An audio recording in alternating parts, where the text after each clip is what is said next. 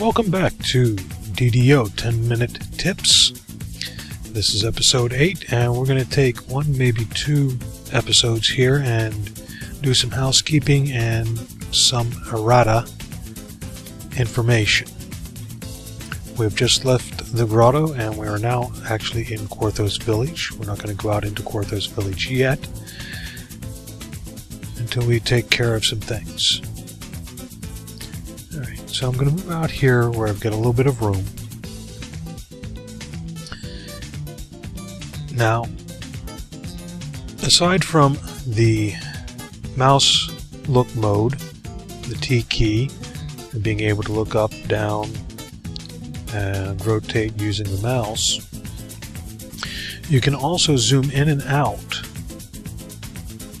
with your mouse wheel. So you can out, get a broader perspective, and you can go all the way in until your character's eye view. Now, we just finished the adventure, and if you notice down here in our progress bar, we've got one blue dot, which means we've completed rank 1. We're working on rank 2, and looking at the length of the blue part, we're close to finishing up rank 2. In fact, looking at the numbers here, we're only 100 experience points away. So, alright, let's get into our inventory. We picked up a few things. Let's see where we're at.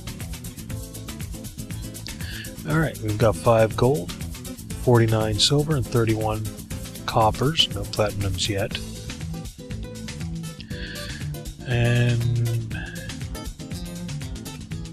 just go into the All tab and see what we have here. We've got 100 arrows, battle-worn chain shirt, Ember rapier, Ember short bow, and some other things we have before, and the ring of water breathing.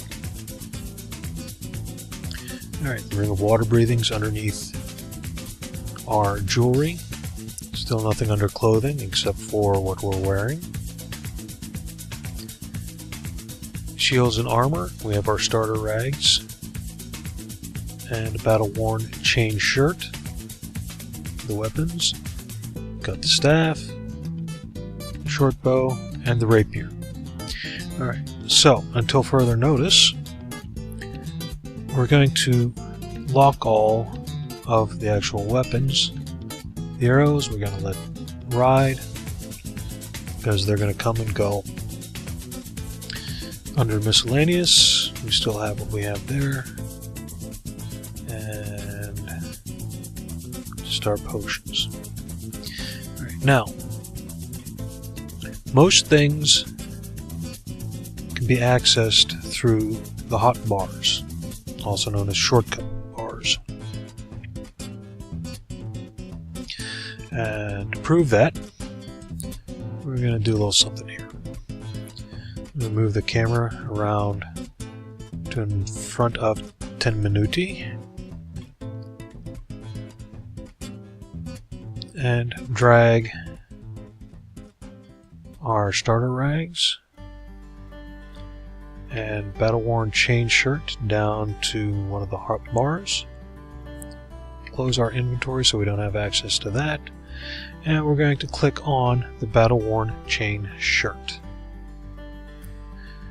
It says equipping, which means we're getting dressed, and there we are. And just to show that it's not a fluke, clicked on our starter rags and we're back in our rags.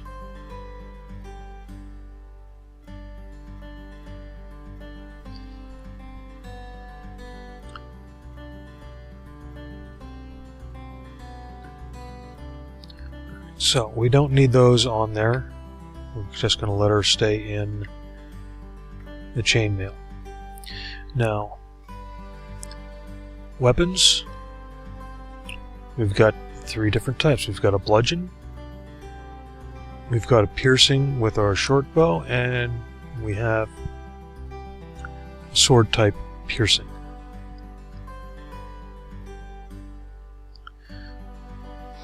So we're going to drag those down.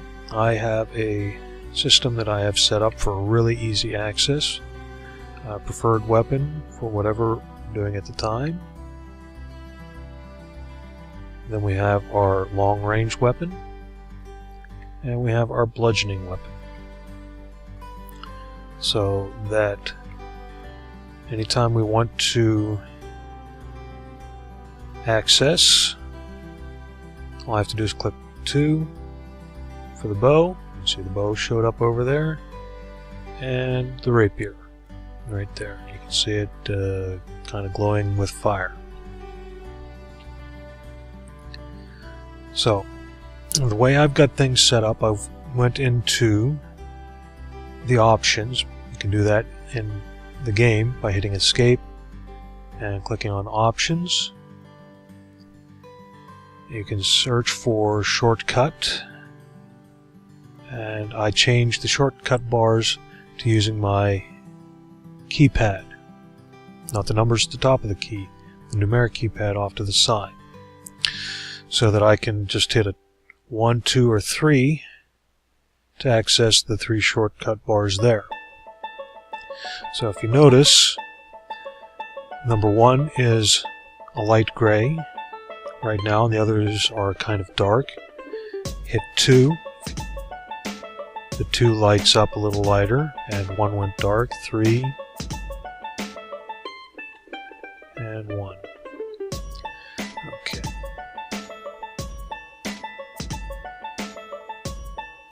Alright. So a quick look at our character sheet. Okay, it's got different tabs on it. Our stats. All the stats are based off of Dungeons and Dragons that run from really a number 3 because it's rolled on a 3d6.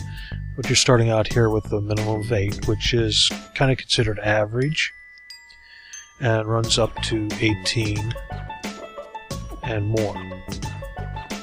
Now these numbers can change depending upon what happens or what equipment you have. If you mouse over, you'll get information about it. Right now I'm just at base 16. If I have something that enhances my strength, this number will go up. Mousing over will show any adjustments. There are skills, and skills are pretty much available to any player character. They can increase, and there's usually a cost associated with whenever you level up. There are some that require an extra amount of payment for your particular character depending upon their class. For this character, it's heal, denoted by an asterisk. Perform, because I have low charisma. Spellcraft, because I don't do spells. But everything else is pretty much accessible except for concentration.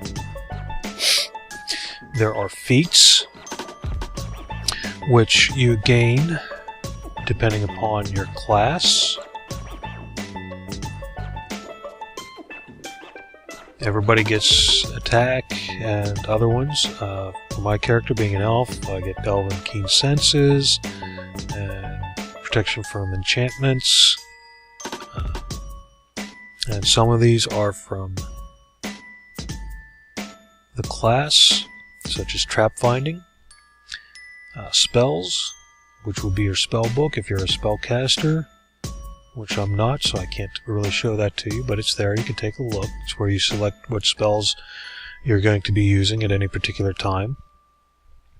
Enhancements, I don't have any yet, but there will be.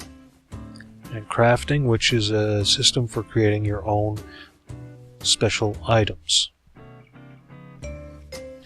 And just quickly, we're going to go into enhancements, which can be accessed by going to the main menu down here in the lower left corner, going up to Enhancements, clicking on that, and it's going to bring up a dialog box like this, where you can enhance your race and more or less specialize into a subclass. In my case, assassin, mechanic, or a thief acrobat. Assassins are highly specialized, in which they pretty much really only want to backstab, kill, assassinate. Thief acrobat has other special abilities that you can get. Okay, and whenever you specialize, you can reorder these by clicking and dragging on the icon to the left of that particular section and dragging that to where you'd like it to be, and it switches and it keeps it right there, so you don't have to keep hunting for it. Now, we advanced a rank because of the shown here by the blue dot. We have one action point to spend, which we can spend. Some of these are one action point, and some will be two. So generally, it's a good idea just to save your action points until you level up, and then go ahead and advance through this, unless there's something you know you want that you have enough action points for. Alright, so we're going to wrap up this episode, and see you next time. Until then, keep your blades clean and sharp.